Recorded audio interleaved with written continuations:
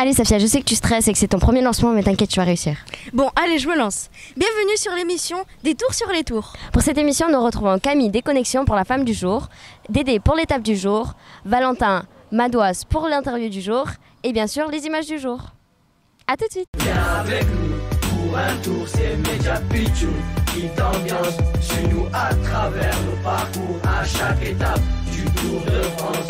Viens avec nous pour un tour, c'est Média Pitchoun qui t'ambiance. Suis-nous à travers nos parcours jusqu'à l'arrivée du Tour de France. Ah, mais il est trop fort ce coureur. Mais tu sais qu'il y a quelqu'un qui est beaucoup plus fort que lui. Ah bon, c'est qui?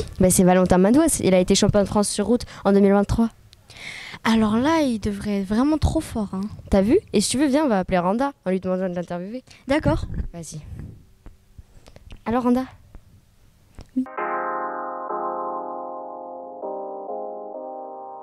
Bonjour. Salut. Comment ça se passe ton Tour de France, celui de l'équipe jusqu'à maintenant? Ça va, ça se passe bien pour l'instant, on est très content, on est en forme et on a passé une bonne première semaine, on n'a pas fait de chute et on espère avoir des très bons résultats. Dirais-tu que le maillot tricolore est un des plus prestigieux à porter pendant la course? Ouais, c'est un maillot très prestigieux, c'est comme les maillots distinctifs, le maillot jaune, le maillot vert ou le maillot à pois. C'est un maillot qui est reconnaissable et c'est clair que j'essaye de faire honneur à ce maillot. Le 14 juillet, c'est vraiment la classe de porter ce maillot. Est-ce que tu t'es déjà imaginé le porter? Non, pas encore, après on verra bien le 14 juillet comment ça va se passer, mais j'espère que je vais passer une bonne journée avec ce maillot et pourquoi pas être à l'avant de la course. Ce maillot représente-t-il un achèvement pour toi? Quelles sont tes prochaines ambitions? C'est d'essayer de gagner sur le Tour de France avec ce maillot et essayer de faire de belles choses et de me montrer à l'avant dans les échappées, essayer de remporter une victoire d'étape avec ce maillot, ce serait vraiment trop top. Merci. Merci. Attends, on est déjà là? Tiens-toi bien parce qu'il y a une étape mythique Saint-Léonard de Noblet puis de Dôme. Et Dédé, il a plein d'anecdotes sur ça. Cool, j'ai trop hâte de les entendre avec Mounib.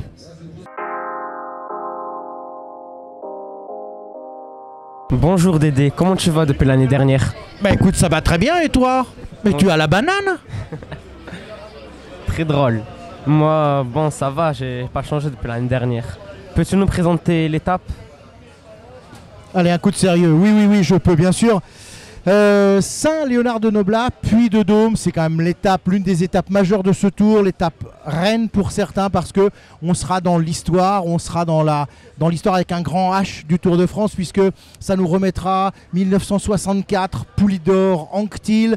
Il y a un écart entre les deux. Poulidor dans la montée s'arrache, Anquetil craque, Poulidor reprend 42 secondes, mais malheureusement il ne l'emportera pas. Cette édition de 1964 sera réservée à Anquetil.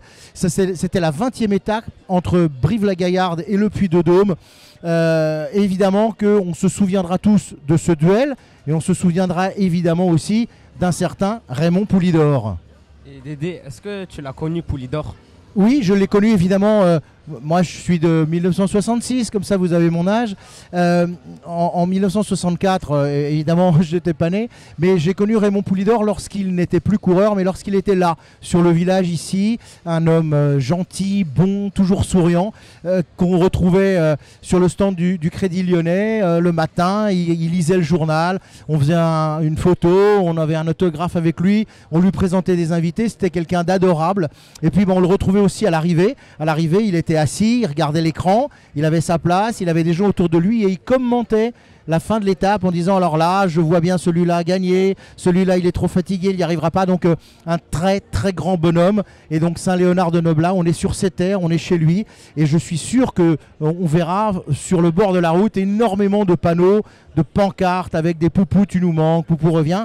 C'est vraiment une étape du souvenir et une étape mythique sur le plan sportif. Celui qui arrivera en haut du Puy-de-Dôme sera un grand coureur. Alors évidemment avant il va quand même falloir s'infuser les 182,4 km.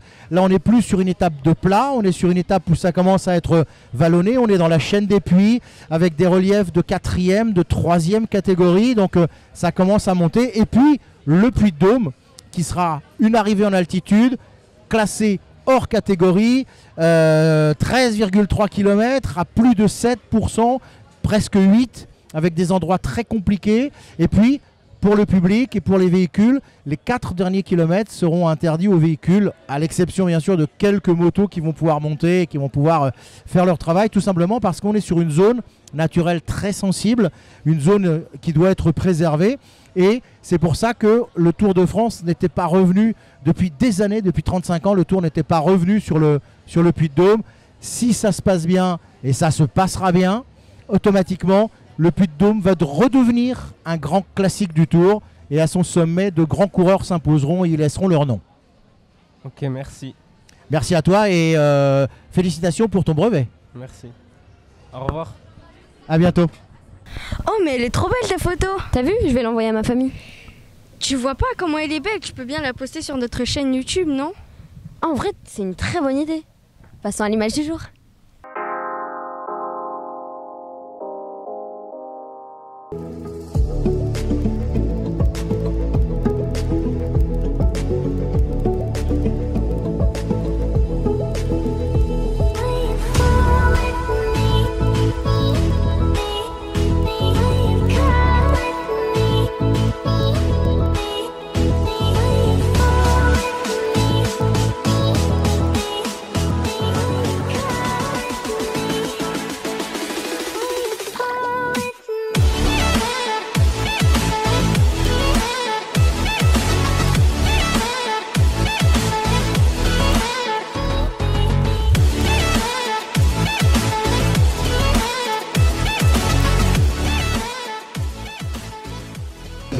Mais Safia, ça va pas là? Pourquoi?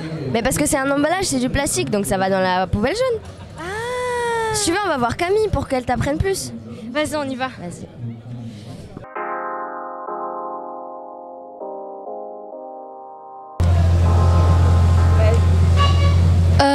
Peux-tu te présenter s'il vous plaît?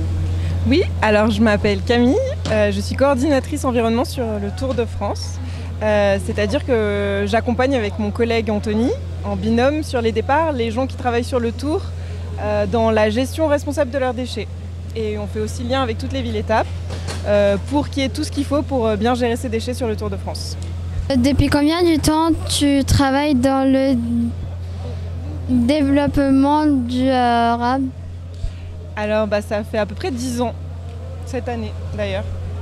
Pourquoi c'est important pour toi de faire ton travail surtout sur le Tour de France? Alors moi, ce que je fais sur le Tour de France, c'est mon métier à l'année, c'est-à-dire accompagner les événements à avoir une gestion responsable de leurs déchets. Du coup, le Tour de France, c'est en plus pour moi un événement que j'affectionne depuis longtemps, donc je suis super contente de pouvoir être dessus pour faire mon travail. Vois-tu des pistes d'amélioration pour rendre plus vert le Tour de France? Le Tour de France, il fait déjà plein de choses pour s'améliorer en termes pour être plus vert. Sur la gestion des déchets, on commence à atteindre une qualité de gestion des déchets qui est assez chouette sur beaucoup de zones. Il y a encore un peu de travail sur certaines zones, donc déjà il y a ça à faire. Et puis après, il y a plein d'enjeux, mais on voit que cette année, il y a pas mal de choses qui ont changé. Il y a les emballages pour les repas qui ont vachement évolué pour que ça génère le moins de déchets possible. Donc voilà, continuer sur cette lancée.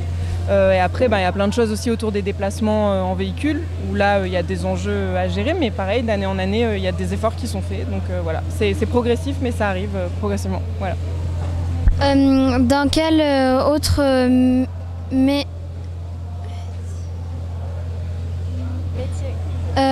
dans quel autre métier du Tour de...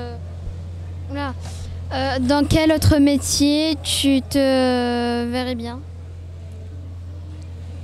Moi j'aime bien la logistique, alors tous les trucs un peu en backstage logistique, ça me plaît bien, porter des trucs, déplacer des trucs, mettre des choses en place. Mais il y a plein de métiers aussi que je connais pas encore, je crois, sur le Tour. J'aimerais bien être média pitchoun aussi. Eh ben merci beaucoup. Amina, c'est quoi le défi du chef? En fait, le défi du chef, c'est qu'au village départ, il y a un chef qui nous donne quelques ingrédients. Et le soir, on doit faire un plat et le lendemain, il va les noter. Et c'est quoi les ingrédients du jour? Alors, les ingrédients du jour, je sais pas du tout. C'est Aya et Uranda qui sont allés les chercher. Viens, on va leur demander. D'accord, allons-y. Alors Nicolas, c'est quoi le défi d'aujourd'hui? Alors les produits aujourd'hui dans le défi, on a de la tapenade, on a du pâté et on a des chips. Je vous aurais bien mis de la bière aussi, mais j'ai pas de bière sans alcool. Et Nicolas, t'as une petite idée de ce qu'on va faire? Alors ce que vous allez faire, j'ai pas trop d'idées, mais ce que moi je vais faire, je pense que je vais un peu utiliser ma bière et l'utiliser comme galette. Tu vois, je vais tremper les chips un peu dans la bière pour former une petite galette. Mais vous, je suis assez sympa, je vais pas encore vous rajouter une recette sucrée dedans. Tu peux nous aider un peu? Non. C'est un défi.